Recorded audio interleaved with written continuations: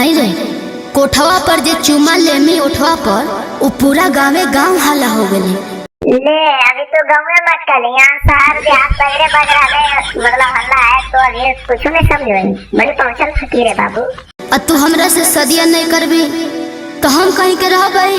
कौची का कहीं के नहीं रामी, नहीं कैसे रामी धोरिया के कुत्ता बन के रामी, मतलब घर के ने घाट के खैया हरिया चाट ओकरा गलती को ओकरा जुनून को कोई चीज करे के जज्बा रहना चाहिए शरीर में। तो आप गलती के नाम दे रहे ओकरा धब्बे लगा रहे टिकवा पर समझ पाऊं। इतना बड़ा करेगा कैसे से ला लेल के बापा मर्जी का हो हमरा चलते चले 5 किलो जहर पैक करा दियो तो जरिए हमरा बतिया काना खोल के सुन ले।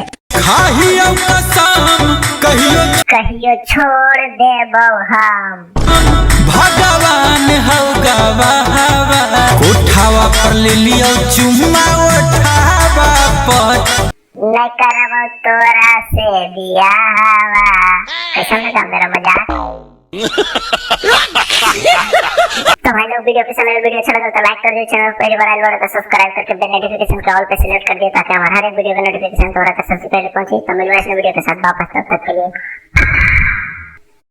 करमी बियाहवा नहीं तो मोहर जइबो रे, छोड़ा हम तोरे चला।